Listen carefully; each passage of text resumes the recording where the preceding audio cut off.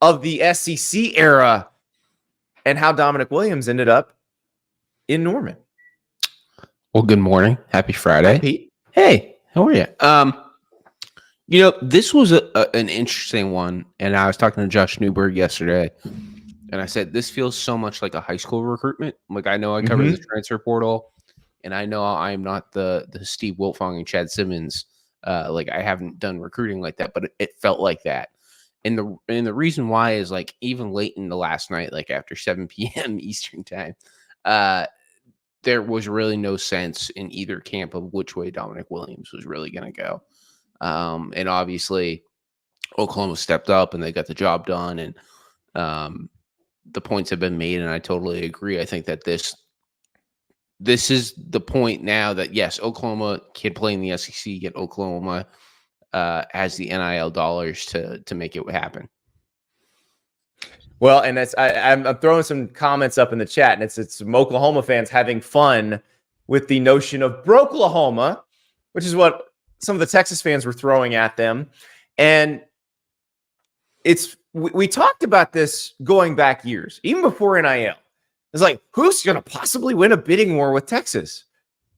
It's not like Oklahoma doesn't have a rich storied college football history. It's not like Oklahoma didn't have a history of, back in the old days, like Barry Switzer. I don't think he followed every NCAA rule to the letter. Like, Oklahoma's been in this game a while too. Yeah. And, like, they needed this to happen too, Andy. You talked to the football folks and everything. And I mean, there was a real need to add another guy on the defensive tackle position in this portal, and they probably get the best guy available at this point. So it was a huge win for Oklahoma. Well, and the other part of it is, and I was talking about this earlier, that the SEC rule that says you can't move from one SEC school to another, play immediately, that limited the amount of people we were going to see in this portal. It limited the amount of, because how many D tackles, DNs who hit the portal are really capable of starting on a higher level SEC team? There's not many. And so Dominic Williams, who was a starter as a true freshman on a team that went to the national title game, like, he's a unicorn in this situation. Yeah, and it's had some conversations yesterday, and obviously NIL weighed big, and there was definitely some negotiations late into the day yesterday. And I know that there were some people who were like, darn it, but we're gonna have to move on. Like, we cannot reset our locker room right now with this deal. So that was a conversation for some programs yesterday, I know for a fact. Well, and that is something that everybody talked about with NIL, and it is a real thing. And I think schools are understanding of that. And I think you've seen that more at the schools that have been good and have stayed good. Like, they understand you don't want to drop a guy who maybe others perceive as being overpaid into the locker room, because players more than anybody else have a sense of who should be getting what. Yeah. And as long as they feel like it's appropriate, you're good. It's where when you have somebody like in this case, where the price for Dominic Williams is going to be high because of the situation I just described. Yeah.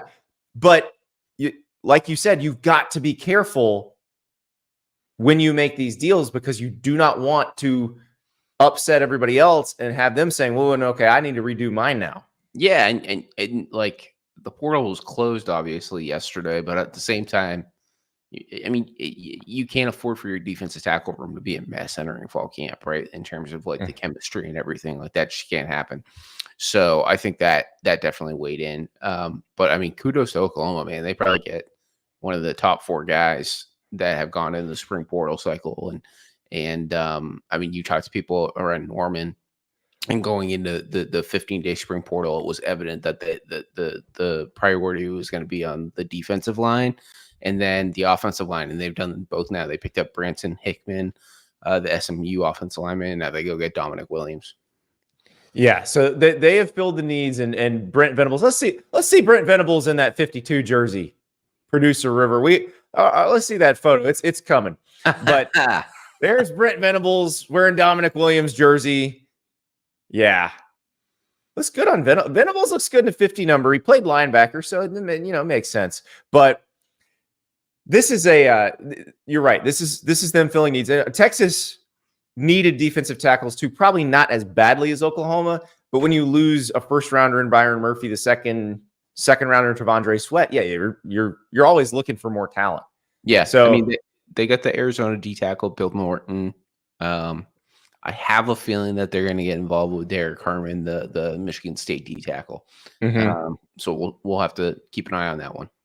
Speaking of guys who transferred from Michigan State who play on the defensive line, Simeon Barrow, you talked to him last night. He has got it narrowed down to 2 SEC schools and an ACC school. Yeah, he told me he wants to announce his commitment today. He's pretty sure. So he's down to LSU, Missouri, and Miami, and he's gone on 3 visits. He's gone on visits to each school, and that's exact order. I'm going to put in a prediction in this morning, Andy. I think he will be a Miami Hurricane. I'm pretty confident in that. Interesting. Yeah, it would be another huge pickup for the Hurricanes in this spring portal window. And my other instant reaction is it might leave LSU scrambling if he does become a Hurricane like I anticipate. Yeah, because LSU's tried to get almost all of these D-line guys and has not been able to get one yet. The Miami situation, they got Damian Martinez from Oregon State. They got Sam Brown, the receiver from Houston. That now potentially Simeon Barrow. They've done a good job finding the guys who are potential impact players, because this is we talked about all through the spring portal. It's not a ton of impact players at higher level schools. No, this is Miami one. Does feel a lot deeper than when they started. Yeah, and someone asked me the other day, is Miami the biggest winner of the spring portal window? And I think the answer is obviously yes, because not only because of the number of pickups they've had, but it's so evident that with the addition of Cam Ward, obviously flipping from the NFL back to Miami, that there's some confidence right now in Coral Gables that this year's team on paper has everything it needs to make a real run. And I know we've talked about the schedule before, but I think the Cam Ward commitment and then what they've done this spring really has them feeling good. And when I talked to Simeon Barrow last night, he was pretty emphatic. And I was like, hey, do you feel like Miami, does that really give you a chance to win a national title and compete? He's like, well, they got their head straight, man. We're going to do this. I was like, okay. He feels like they have all the tools they need to compete. Well, it's also not pure transfer portal. We're talking about what Miami's going to be. We've mentioned the guys they got out of the transfer portal, but they've also got, Samson Okinola moves up to a starting job after he was a 5-star freshman signee on the offensive line last year. Francis Malinois started all last year at right tackle as a freshman. Reuben Bain on the defensive side of the ball was outstanding as a young player. So it's not like they don't have players that they've been signing. This is what we talk about, the combination of signing the good players out of high school and developing them, and then filling the holes in the roster through the portal. Yeah. Now you still got to call timeout or kneel on the ball against Georgia Tech, but the roster feels good. Yeah, no, it feels good. Comment section. When should we expect Derek Harmon to commit? I expect some sort of decision to be made in the near future. I've been told that Derek Harmon is well aware that there's a lot of schools who want to obviously win his services, and he's not trying to hold up every program on that 5-man list that includes Ohio State, Oregon, Michigan State, and then Colorado and USC. That's a big list for a D tackle. So, I mean, if you're a D tackle who can play, spring might be the time to move. Yeah, and we weren't together last spring, but I know you knew this, and I felt like you wrote about it and talked about it with Ari Wasserman. But offensive linemen was the big thing last spring, right? Everybody wanted an offensive tackle, and the reality is the offensive tackle market this year really hasn't been that strong. But it's moved over to the defensive tackle position. Well, that's what I feel like. If you are a first-team All-American Conference offensive tackle, it actually might behoove you, if you were thinking of moving, to wait out the winter window, do the spring window, and go where you're going to be in high demand and supply is very low. I mean, it's more purely a supply curve, demand curve situation right there. Now, if you're a quarterback, though, get in. Oh, no, go. Yeah. Don't wait. Don't wait. Yeah, now we do have more Oklahoma related transfer portal news. We did talk about Dominic Williams. That's the big news. So we talked about that.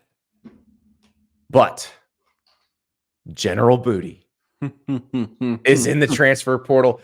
The greatest name in college football, the highest ranking player in college football.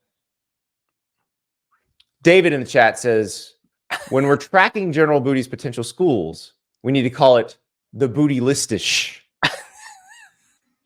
Where might General Booty wind up with his underwear NIL deal? So you see me looking at my phone. General Booty sent me a list of schools who he's been in contact with. So I wanted to come on, right? Tulsa, Samford, UTSA, and Louisiana Monroe. Those are the first like 4 or 5 that reached out immediately. Look at that, General Booty. Listen. We need this man to have a chance to start. I have never yelled at a television as much as during that 2022 Oklahoma-Texas game. Remember, Dylan Gabriel was out with a concussion. Yep. And Oklahoma was struggling to get their offense going, but they would not put General Booty in the game. It drove me insane. I have never yelled at the TV as much as I did that day. I'm like, guys, he's right there. Just put him in.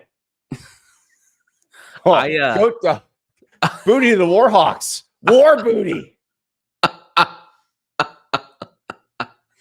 Oh, man. We got Samford fans in the chat.